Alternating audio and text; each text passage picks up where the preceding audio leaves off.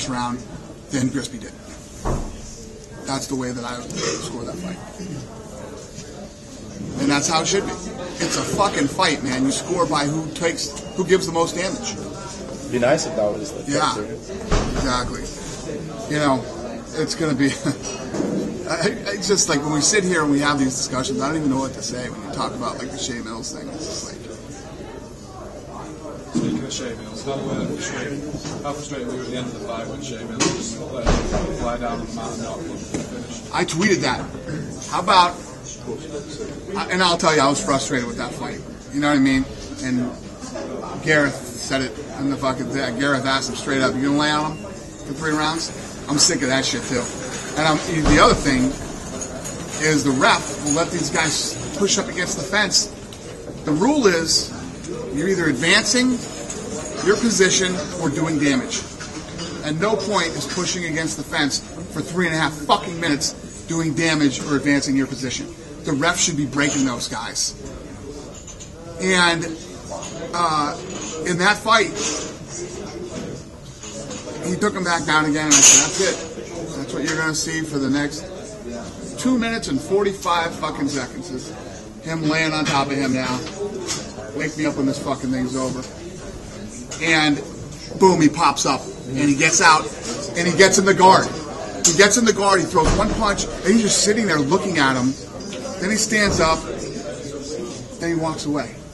I'm pretty sure there was 39 seconds left. 39 seconds left. Fucking go crazy. Drop punches, elbows, go absolutely ape shit. You know, and when I said it on Twitter, people were like, "He was tired. You know, you're not a fucking fighter who's tired." Well, if you're fucking tired in the last 39 seconds of a fight that you can win and can take you to the next level, and you can then you go get a job. Go get a job. Shea Mills should have went ape shit on him that last 39 seconds. It kept him on his back because he finally got that top position. That was one of the weirdest things I've ever seen. It was almost like he gave up and quit and walked away. Stood over him for like 8 or 10 seconds. Yeah, like he was in shock and didn't know what to do and didn't want to do. Well, he threw one punch. And then, remember, he was like this. He was like, come on. Fucking just walked away. So I take you like the Santiago. And then what happened? Nelson, then they stood back up and he fucking double-legged him and took him down again. Is what Bobby Green did in his last fight something you want to That's what I'm talking about. That's what I'm talking about. Bobby Green, that dude would not quit. Even when that ref screwed him, he was doing damage and was dropping bombs. Finally gets the top position. She comes over and fucking stands him up. That chick has no idea what she's doing, looking at, thinking about, nothing, right? The other thing is a ref, you should know a fight and know what's going on and know what the situation is. Know that Volcom has been holding him down the whole time. This kid's been fighting his ass off to get that top position. He gets it and starts doing damage, and she stands him up. But Bobby Green, the difference between Bobby Green and other guys, Bobby Green had the will to win that night. Nothing was going to stop that kid from winning. Even when he took his back and had his back, he fucking fought until he spun around and got the... I mean, that kid fought his ass off that night. I love guys like that. That's what you want to see. Even if you got a guy, and if you got a guy who's going to hold you down all night, you should be a well-rounded fighter so he can't do it to you. Or you get that last 39 seconds, try to steal the round. Try to steal the round, do a bunch of damage. Maybe you steal the round in the last round. Maybe you catch him and knock him out. Maybe you cut him and they have to stop. Do something. Fucking get up and walk away for the last 40 seconds of the round. It's craziness. You're in the fucking UFC. This is your shot. This is your chance to win this fight and get to the next fight. Or maybe that's not what you want. Or maybe you just don't have it. But that's the shit that I look for. That night, those Strikeforce kids have been fucking jerked around, screwed around for the last year, right? They got the chance to come in and fight in the UFC. Ooh, I wish I could talk to you fucking guys about this. Ooh, drives me crazy. They get the chance to come into UFC, right? And they fucking fought like they were in the UFC. Yeah. Well, listen if you want to talk about it. Yeah, I know you would. It's not worth it. But and you know, these are guys that came over from Strikeforce, pulled the biggest number in the history of UFC prelims. Ever since we've been doing UFC prelims, which is UFC 103, these guys pulled the biggest number in UFC prelim history. Badass. love that kind of shit. I'm so happy for all those guys. I was like a little kid in the backstage. I was like, fucking make them come here. I got to talk to them. I made every kid come back there. And it was awesome. I was really happy for all those guys that night. They deserved it. I think they'll all get main card slots the next time they fight. Think what? They'll get slots on the main show. They'll get slots? Rather than fighting on the PLM. Yeah, no, yeah, definitely. Definitely, no. Yeah, it was a big night for those guys. What about Josh Barnett? Who are you planning to match? Josh Barnett with Ricky Sanders? Julio Dos Santos. For his first fight. Do you like that fight? Do I like it? Did he like it? I'm sure Josh Barnett doesn't care. Josh Barnett's never been a guy that's, you know, like I said the other day at the press conference, Josh Barnett's a fly by the seat of his pants kind of guy. He does his own thing, beats to his own fucking drum. He's got, you know, said if he stayed in the UFC all this time and what he could have accomplished, what he could have done or whatever, but Josh Barnett's never been a guy to say, I don't want to fight this guy or I won't fight that guy. He's not that type of person. He likes to fight. Would it be nice to have a heavyweight with that very different style in the mix though in the UFC? Because there's no one with quite his style, is there? Very different from everyone else, isn't it? I don't know. I mean, I don't know if I'd say that. I mean, he just lost to Cormier. You know what I mean? Cormier went toe-to-toe with him. They fought. And I think Kane has a style. Kane will stand up. Kane will go to the ground. You know. Nogueira and Mir. Huh? Nogueira and Mir. Nogueira. What do you think of Cormier's prospects? Huh? Cormier's prospects? Because he's not a spring chicken. I don't know. I haven't talked to him yet about that. We haven't really talked about that yet. What about him as a prospect? He's asking. Oh, as a prospect? I think he's awesome. At 205, I think he'd Is that where you want him? a beast. Well, I want him wherever he wants to be. I just think that's where he's going to end up. You know, the relationship with Kane. Kane's wrestling coach.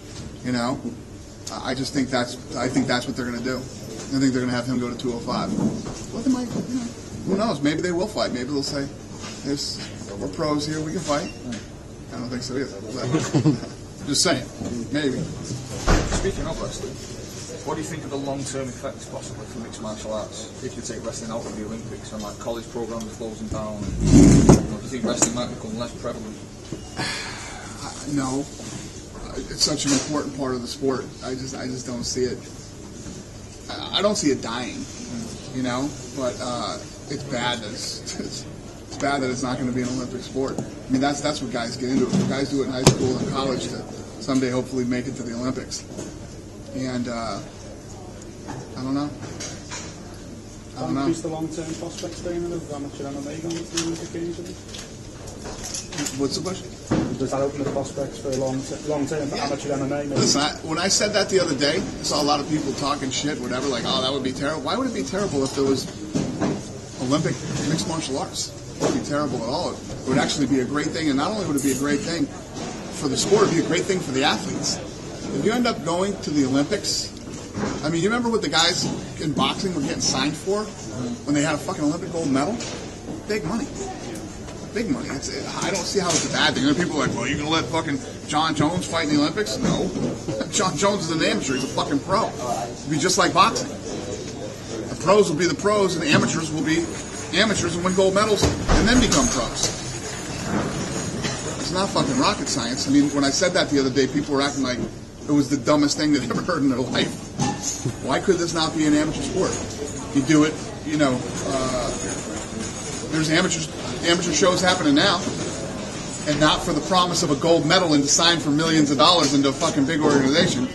The promise of a promoter not having to pay the fucking fighters. That's what amateur means. If you run an amateur show in the United States, you are fucking over a bunch of fighters. That's what you're doing. You're putting on a show where you got sponsors, you're getting paid, and all this other shit, but you don't have to pay the athletes. Because there's absolutely no regulation of amateur mixed martial arts whatsoever. It's chicken shit. It's a crock of shit. It's horrible. So to think that for some reason the Olympics is fucking stupid. You go to the Olympics and win a gold medal, you're gonna make a lot of money. Take elbows out, and I don't know. I'm not gonna fucking do it. I'm not gonna be the guy to go out and start Olympic mixed martial arts, but it could happen. Have the IOC ever consulted you on MMA? No, we've talked to them though. We have talked to them. Yes. How useful have you found Ronda Rousey's Olympic gold medal in opening doors? Also, with opening doors, with media and PR and stuff. Like, it's a completely different kind of media. Yeah, no, because the media that's following her because she's legit, she's the real deal. Is it because she's female or a novelty thing, or is it Because she's a world-class athlete who won an Olympic medal. Right. You know, how do you not respect that? How do you not respect somebody who's been training since they were 6 years old and medaled in the Olympics? You know, and has worked as hard as she has to round out her game as a martial artist. And everybody was talking about her hands 2 years ago. Look at her fucking hands now. I love it. I'd love to see how. I know things you guys don't know about her and what she's doing, and as far as her hands go. I'd love to see guys go spar with her. She'll knock your fucking head right off, and would love doing it. She is tough. She is mean, and she is fucking nasty. Do you mind when she's kind of spotted shouting, knock his fucking head off in the front row in the Manny Gamburian fight? What are you going to do? That's who she is, you know? It's like getting mad at the Diaz brothers or something, you know?